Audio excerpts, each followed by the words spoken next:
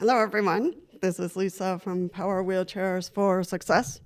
And today we are still in the 30-day challenge, and we are going to deal with natural disasters. Now, previously I had made two big videos of natural disasters, and there are many of these videos around. However, I wanted to make a more simplified one. These were quite long, I think, and extensive because I was covering every single disaster that ever could be or would be. So, so let's cut to the chase.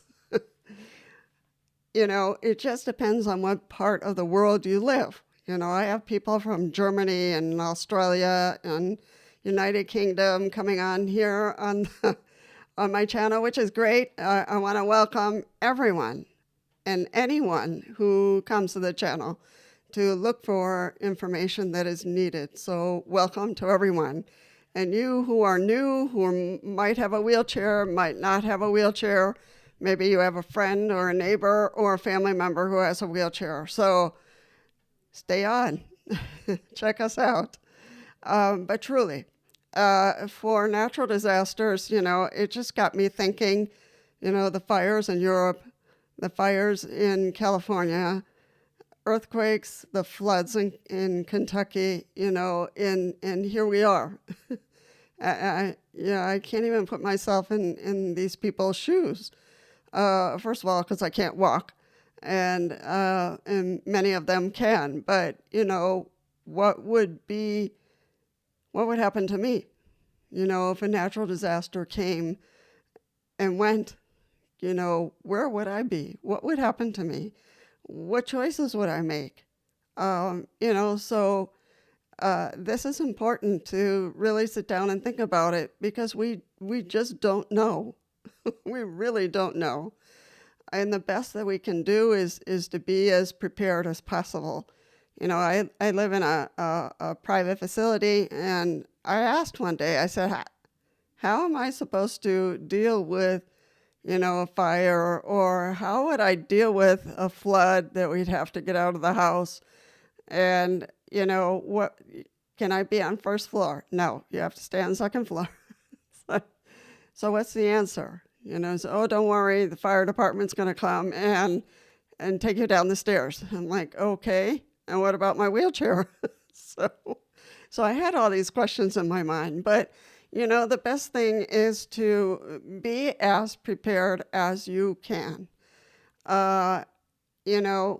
Just think about, and everybody's needs is different. So that's why these type of videos are difficult, because your needs are not the same as mine or the same as your cousins or your neighbor. So everybody has to kind of think it through in terms of what do they absolutely need to take with them. And it's good to pre-plan so that you know what you need to grab and go. Here in Wisconsin, we have tornadoes. And tornadoes, some people think that tornadoes only hit in the countryside, but that's not true. They also hit in the city. So it's really important to know your vulnerability. And, I'm preaching to the choir, but if you are new and you don't use a wheelchair, but you know someone who does, it's really important in those circumstances that you talk to your friend, talk to your family member, and just say, hey, why don't we talk about an emergency preparedness plan, that if a tornado comes, or we know a flood might happen, or torrential rains, or hurricanes, earthquakes, buddy up, help each other, which is really, really critical. And it gives a peace of mind to the person in the wheelchair, really.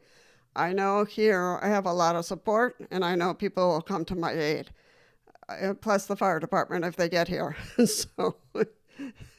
But when you have a big natural disaster, the fire department's not going to come running to you first.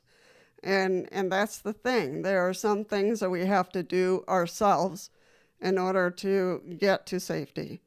So I do have a little packet, a little pouch is what I have.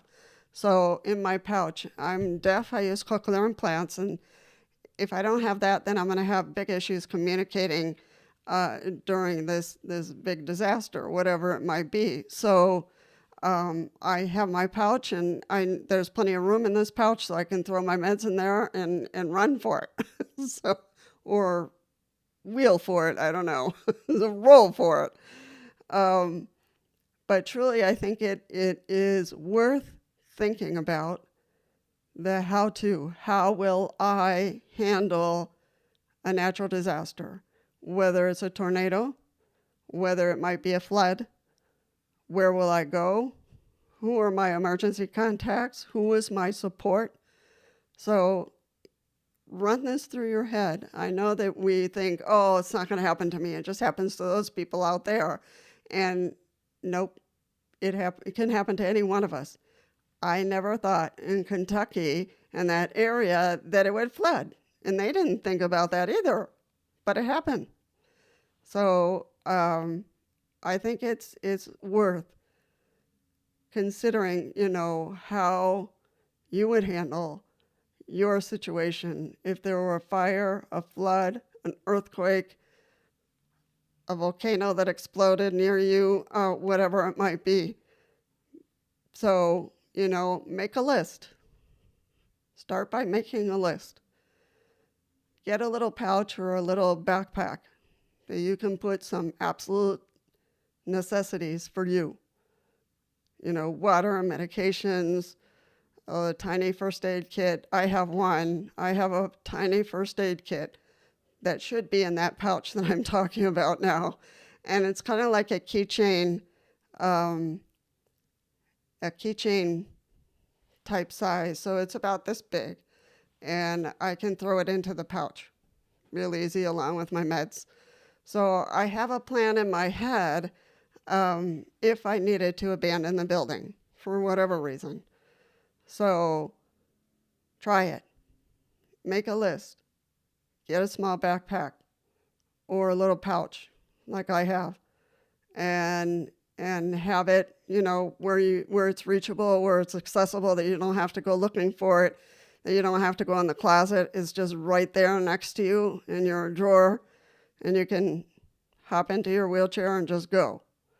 I'm also hoping to get at some point a manual wheelchair, which would be part of the emergency exit because it's much lighter, and it takes a whole lot less effort to get it to me. So let's try this. Let's put some ideas down below. Let's keep this thread moving and create a list and ideas for each other so that we have a compact plan that's workable and that you know what you're going to do and that you have a support system, a buddy system, which will give you a hand if you need it. So let's try this out and make the best plans that we can to remain safe and to make sure that we give support to our loved ones as well to make sure that they are safe. So a list, a pouch, a backpack, and a place, an area that you know you can go and be safe.